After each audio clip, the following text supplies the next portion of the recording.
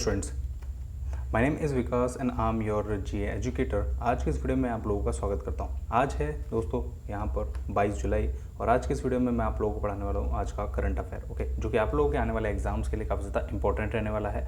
फिर चाहे आप किसी भी एग्ज़ाम की तैयारी कर रहे हो, चाहे फिर वो IBPS क्लर्क की तैयारी कर रहे हो आप लोग, फिर चाहे आप लोग RRB के लिए तैयारी कर रहे हो, RRB में बैंक में PO और क्लर्क दोनों के एग्ज़ाम होने वाले हैं, ओके।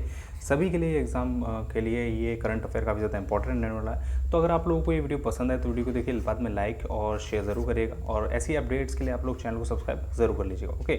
चलिए बढ़ते हैं। देखिए, आज की हमारे करंट अफेयर की और हमारे देश की सबसे बड़ी न्यूज़ ये है कि जो द्रौपदी मुर्मू हैं वो उन्होंने इलेक्शन जीत लिया है प्रेसिडेंट का और अब वो हमारे देश की 15th नंबर की प्रेसिडेंट बन चुकी हैं। देखिए, ये हैं द्रौपदी मुर्मू। आप लोगों को अगर याद हो तो 18 जुलाई को इलेक्शन हुआ था प्रेसिडेंट की पोस्ट के लिए, जिसमें कि एक तरफ थी द्रौपदी मुर्मू और दूसरी तरफ थे यशवंत सिन्हा जी, ओके, यशवंत सिन्हा जी। ठीक है, तो यहाँ पर यशवंत सिन्हा जी को ये इन्होंने हरा दिया है और अब द्रौपदी मुर्मू हमारे देश की जो है वो प्रेसिडेंट बन चुकी हैं। और कौन सी नंबर की?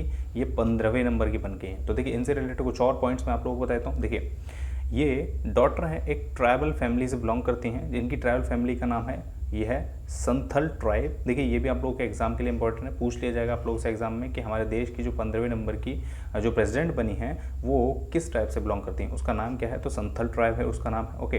Coming from an ordinary house in Odisha. देखिए, ये काफ़ी ज़्यादा एक बहुत ही ज़्यादा नॉर्मल फैमिली से बिलोंग करती थी, okay. Droupadi Murmu has been elected as 15th president of India. The 2022 Indian presidential election held on was the 16th presidential election that was held on 18th of जुलाई, जो मैंने आप लोगों को बताया था 18th of जुलाई को इसका इलेक्शन हुआ था, ओके।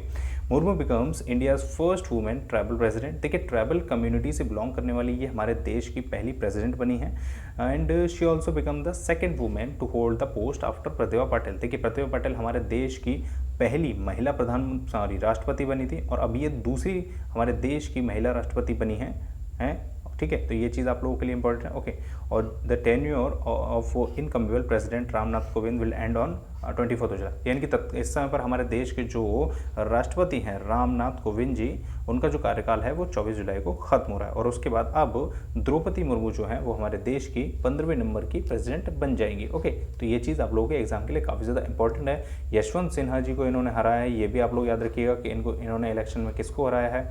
ये फर्स्ट ट्राइबल लेडी बनी है, फर्स्ट ट्राइबल वुमेन बनी है जो कि हमारे देश की राष्ट्रपति बनेंगी, ठीक है। और सेकंड वुमेन बनी है प्रतिभा पाटिल के बाद जो हमारे देश की राष्ट्रपति बनेंगी, ठीक है। इतनी सारी चीज़ें आप लोगों को याद रखनी।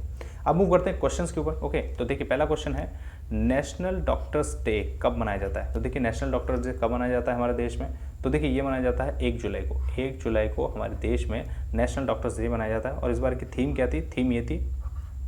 थीम थी family doctors on the front line. देखिए, ये कोविड-19 को ध्यान में रखते हुए थीम बनाई गई है क्योंकि कोविड-19 में सबसे ज़्यादा जो काम था और सबसे ज़्यादा जो खतरा था वो डॉक्टर्स को ही था, तो उनके लिए ये चीज़ बनाई गई। अब देखिए, डॉक्टर्स डे आखिर बनाया क्यों जाता है हमारे देश में? देखिए, हमारे देश में एक डॉक्टर थे, डॉक्टर BC रॉय, ओके, और ये वेस्ट बंगाल के फॉर्मर चीफ मिनिस्टर भी थे, वेस्ट बंगाल के, ओके, वेस्ट बंगाल के फॉर्मर CM, ओके। तो इनकी याद में ये मनाया जाता है क्योंकि ये काफ़ी अच्छे डॉक्टर थे और ये काफ़ी निस्वार्थ भाव से काफ़ी सारे लोगों की सेवा किया करते थे, मतलब ह्यूमैनिटी बिलीव किया करते थे। तो उनके लिए याद में ये डे मनाया जाता है, नेशनल डॉक्टर्स डे, और ये मनाया जाता है 1 जुलाई को, ओके। इस तरीके से आप लोगों को याद रखना है। बढ़ते हैं नेक्स्ट क्वेश्चन की तरफ। अगला है which ministry unveil new logo of Prasar Bharati on its silver jubilee. देखिए, किस मिनिस्ट्री ने प्रसार भारती के नए लोगों का अनावरण किया है? तो किसने किया है? देखिए, तो ये किया है I&B मिनिस्ट्री में, यानी कि इन्फॉर्मेशन एंड ब्रॉडकास्ट मिनिस्ट्री ने। और उसमें भी किसने किया है? तो देखिए, उसमें भी जो इन्फॉर्मेशन एंड ब्रॉडकास्ट मिनिस्ट्री के सेक्रेटरी हैं अपूर्वा चंद्रा। देखिए, अपूर्व चंद्रा, इन्होंने किया है अनावरण इन्फॉर्मेशन एंड ब्रॉडकास्ट मिनिस्ट्री की तरफ से किसका? प्रसार भारती के नए लोगों का। देखिए, ये जो दिख रहा है आप लोगों को, ये है प्रसार भारती का नया लोगो, जहां पर बीच में आप लोगों को देखने को मिलेगा कि भारत का नक्शा बना हुआ है और उसके बीच में माइक बना हुआ है जो कि प्रसार भारती के अस्तित्व को दर्शाता है, ओके। इस तरीके से आप लोगों को ये चीज़ याद रखनी है, ओके। देखिए, प्रसार भारती क्या है? देखिए, The organization started as All India Radio and the past Doordarshan was born to cater to television services। देखिए, बेसिकली क्या है, प्रसार भारती के अंडर ही ये चीज़ें आती हैं। ऑल इंडिया रेडियो पर बात कर लीजिए या फिर डीडी न्यूज़ डीडी दूरदर्शन जो आप लोग देखते थे, जो पहले आया करते थे, उनके बारे में बात की गई है। तो वो उन चीज़ों को जो पेरेंट ऑर्गेनाइजेशन है या जिस तरीके से कह सकते हैं कि उनको कौन लीड करता है, तो वो है प्रसार भारती, और इसका आपने एक नया लोगो लॉन्च किया गया। तो इतनी चीज़ आप लोगों को याद रखनी है। ओके, प्रसार भारती के बारे में बात कर लेते हैं। देखिए प्रसार भारती के बारे में तो बात करें तो देखिए इस प्रसार भारती के जो सीईओ हैं वो हैं शशि शेखर वेम्पति। 2017 से अभी तक काम कर रहे हैं।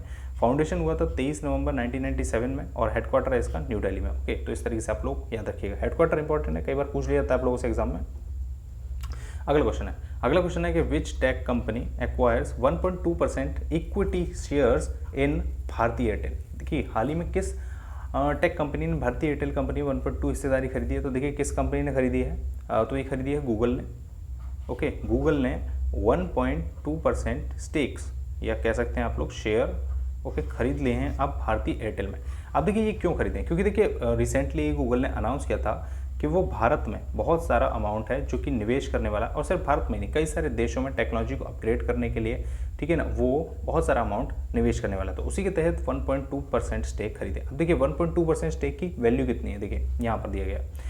Telecom operator Bharti Airtel has allotted over 7.1 crore equity shares to internet majority Google 734 a share. देखिए 7.1 करोड़ इक्विटी शेयर जारी किए गए हैं।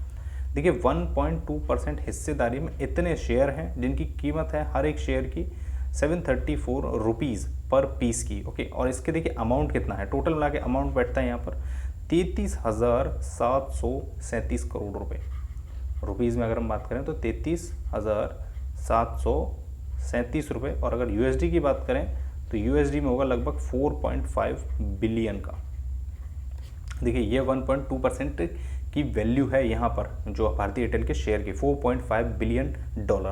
तो देखिए छोटी मोटी अमाउंट नहीं है, बहुत बड़ा अमाउंट है जो कि इन्वेस्ट किया गया है। ओके, तो ये चीज़ है। अब देखिए इसमें और क्या आप लोगों से पूछा जा सकता है। देखिए आप लोगों को ये पता होना चाहिए कि जैसे मैंने आप लोगों को बताया था टू बाय 7.73% स्टेक इन जियो, यानी कि मैंने आप लोगों को बताया था अभी कि जो गूगल है उसने बोला है कि वो बहुत सारी कंपनीज़ में इन्वेस्ट करने वाली है। तो देखिए ऐसा नहीं है कि सिर्फ इसने एयरटेल में ही इन्वेस्ट किया, देखिए जियो में भी रिसेंटली इसने 7.73% स्टेक्स खरीदे थे। Okay, couple of days after it made an announcement about the India digitalisation fund. देखिए ये है इसका पूरा का पूरा मुद्दा। देखिए इंडिया डिजिटलाइजेशन फंड के तहत इसने अभी रिसेंटली जियो में भी इसने अपने स्टेक खरीदे थे 7.73%, और अभी भारतीय एयरटेल में भी 1.2% स्टेक्स इसने एक्वायर कर लिए हैं। तो ये चीज़ आप लोगों को याद रखनी है। गूगल ने मेड बनाया कि investment part of its USD 10 billion Indian digitalisation fund, यानी कि 10 बिलियन तक का वो निवेश करने वाला है। ठीक है ना, तो ये चीज़ आप लोगों को याद रखनी है कि 10 बिलियन का निवेश करने वाला है। ठीक है, जिसमें से 4.5 बिलियन का मतलब स्टेक्स खरीद लिए हैं उसने भारतीय एयरटेल में 1.2% के हिसाब से। 1.2% स्टेक्स आ गई है, वैसे ज़्यादा नहीं होती, इससे वो कुछ ज़्यादा खास कर नहीं पाएगा, लेकिन 1.2% स्टेक्स उसके पास रहेंगे। और रिसेंटली 7.73% स्टेक्स उसने जियो में भी एक्वायर कर लिया था। तो ये चीज़ भी आप लोगों को याद रखनी है। ओके, मूव करते हैं। देखिए भारतीय एयरटेल फाउंडेशन हुआ था 1995 में। इसके जो फाउंडर हैं वो हैं सुनील भारती मित्तल। ठीक है, और यही इसके चेयरमैन भी हैं। ठीक है, और इसका हेडक्वार्टर है नई दिल्ली में। और MD और CEO की बात करें तो गोपाल विट्ठल हैं। ये न्यू अपॉइंटमेंट हुआ है, तो ये आप लोगों के एग्जाम पॉइंट ऑफ व्यू से काफ़ी इंपॉर्टेंट बनता है, गोपाल विट्ठल। ओके,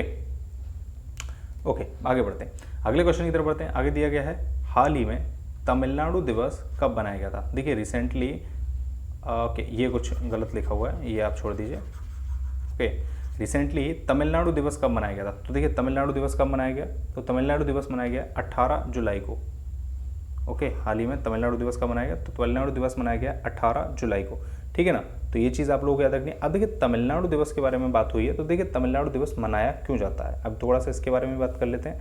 देखिए तमिलनाडु दिवस, देखिए तमिलनाडु के फाउंडेशन का दिवस है। आप लोगों को अगर पता हो तो इसको पहले मद्रास प्रेसिडेंसी के नाम से जाना जाता। देखिए जब भारत हमारा देश आज़ाद हुआ था तो भारत में बहुत सारी प्रेसिडेंसीज थी। ठीक है, और उन प्रेसिडेंसीज को फिर बाद में एक किया गया था, और धीरे धीरे करके भारत में उनको मिलाकर पूरा भारत बनाया गया था। तो उसमें से एक प्रेसिडेंसी थी मद्रास प्रेसिडेंसी। ठीक है, अब उसको जब भारत में मिलाया गया तो उसका नाम फिर तमिलनाडु रख दिया गया।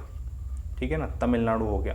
तो यानी कि जिस दिन ये मिलाया गया था, जिस दिन तमिलनाडु बना, तो ये उस दिन की बात है। ओके, उस दिन को फिर हम तब से हम इसको जो है तमिलनाडु डे के रूप में मनाते हैं। ठीक है, ओके, चलिए आगे हमने देख लिया। आगे हमारा क्वेश्चन दिया गया है हाल ही में किसने FIH, IOA और IOC से इस्तीफा दे दिया। अब देखिए ये है क्या FIH, federation of international hockey, okay, international Olympic association, and IOC है इंटरनेशनल ओलंपिक कमेटी, ओके ये है।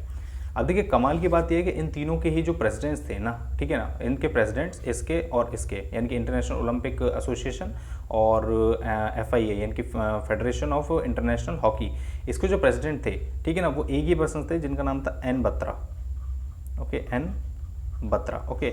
और अब इन्होंने रिजाइन दे दिया है। और IOC यानी कि इंटरनेशनल ओलंपिक कमेटी के ये बोर्ड मेंबर्स थे, बोर्ड मेंबर, ठीक है, और इन्होंने अब तीनों से ही रिजाइन दे दिया। मतलब एक ये जो इंटरनेशनल ओलंपिक कमेटी है इस उन्होंने पहले ही रिजाइन दे दिया था। इन्होंने कहा था कि वो FIH यानी कि फेडरेशन ऑफ इंटरनेशनल फुटबॉल पर हॉकी पर ध्यान देंगे ताकि उस पर वो अच्छी तरीके से फोकस कर पाए, लेकिन अब उन्होंने सबसे ही रिजाइन दे दिया है। और क्यों दे दिया है, देखिए वो उन्होंने कुछ अपने पर्सनल रीजंस की वजह से रिजाइन दे दिया है। इसके बारे में कुछ भी अनरिवील नहीं किया गया है। उन्होंने बोला है कि वो अपने कुछ पर्सनल रीजंस की वजह से रिजाइन दे रहे हैं, ओके। तो देखिए ये चीज़ है यहाँ पर, ओके। तो यानी कि किसने इस्तीफा दिया है, तो नरेंद्र बत्रा ने। अब अपॉइंटमेंट किसका किया जाएगा वो उसके बारे में अभी तक न्यूज़ नहीं आई है, जब आएगी मैं आप लोगों को बता दूंगा, ओके। देखिए ये हैं नरेंद्र बत्रा जी, ठीक है। आगे बढ़ते हैं।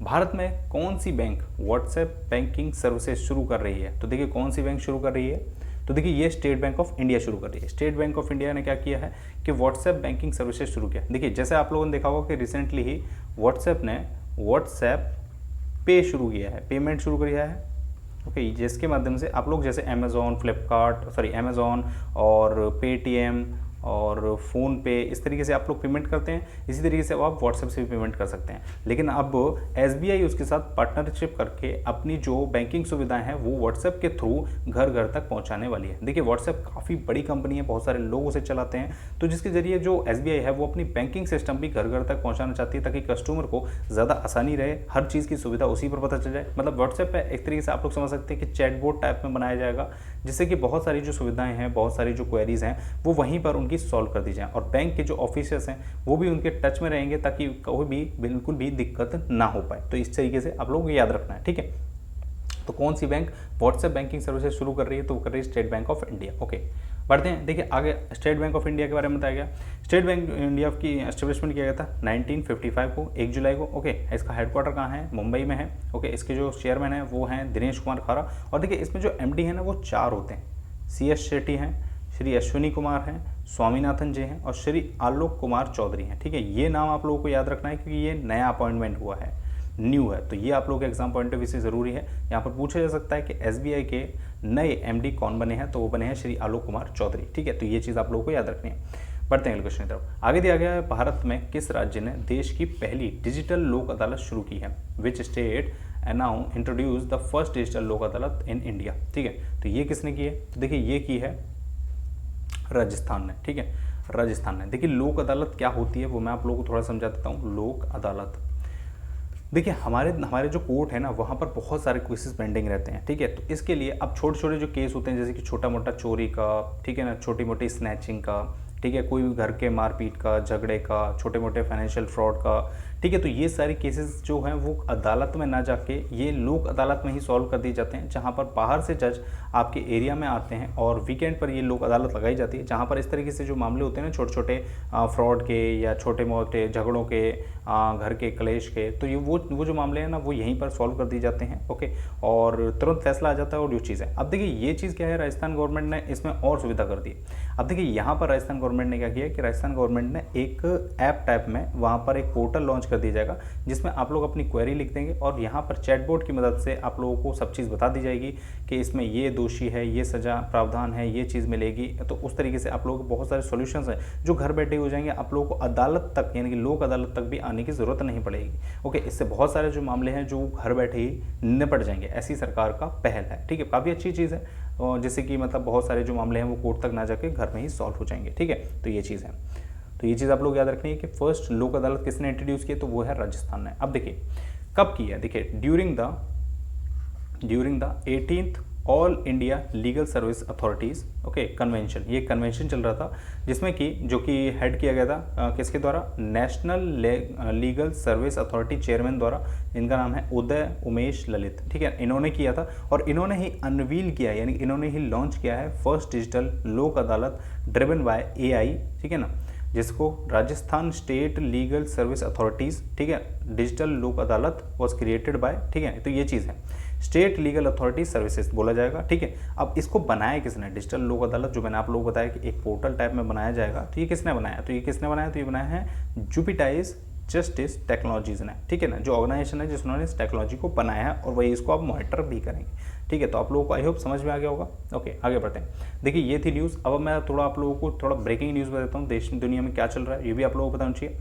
जयंती Prasad named as whole time member of IIB, ठीक है ना। ये क्या है, insolvency board, bankruptcy board of India. ये देखिए देश में जब हमारे NPA बहुत ज़्यादा बढ़ जाता है बैंकों का, ठीक है ना, तो उसको रिकवरी के लिए ये बनाया गया था, 2016 में इसको बनाया गया था, ठीक है ना, जिसके बाद बहुत सारी इससे बैंकरप्सी जो हुई है उसका NPA रिकवर किया गया है, ठीक है। तो ये चीज़ है।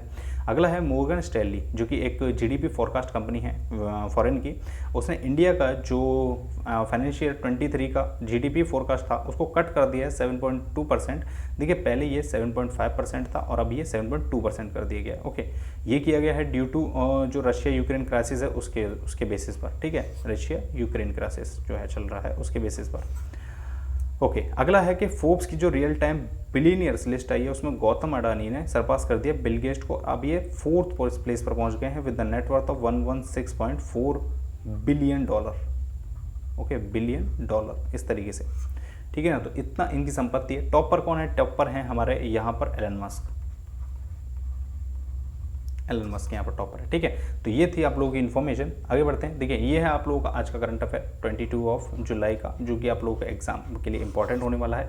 ओके, इसके अलावा कुछ और इन्फॉर्मेशन होगी तो मैं आप लोगों को शॉर्ट्स के माध्यम से इसी चैनल पर दे दूंगा, तो आप लोग इस चैनल को सब्सक्राइब जरूर कर लीजिएगा। साथ साथ देखिए आप लोगों को डेली करंट अफेयर का वीडियो देखने को मिलेगा, साथ साथ और भी टॉपिक्स पर आप लोगों को वीडियो में देखने को मिलेगी, जो आप लोगों के IBPS के एग्जाम्स के लिए, SBI के एग्जाम्स के लिए और RRB के एग्जाम्स के लिए काफ़ी ज़्यादा इंपॉर्टेंट रहने वाली है। फिर चाहे आप PO की तैयारी कर रहे हैं या फिर क्लर्क की, सभी के लिए काफ़ी ज़्यादा इंपॉर्टेंट रहने वाली है। मैं आप लोगों को हर एक की वीडियो प्रोवाइड करने वाला हूँ यहाँ पर, जैसे मैथ्स है, रीजनिंग है, ठीक है, GA GS है, सबके, ठीक है। तो इस तरीके से आप लोगों को सब पूरा का पूरा यहाँ पर कंप्लीट आप लोगों को वीडियोस देखने को मिलेंगी। तो इसलिए आप लोग इस चैनल को सब्सक्राइब जरूर कर लीजिएगा ताकि आप लोग कोई भी अपडेट मिस ना कर जाए। Thank you so much for watching. I will see you guys in the next video.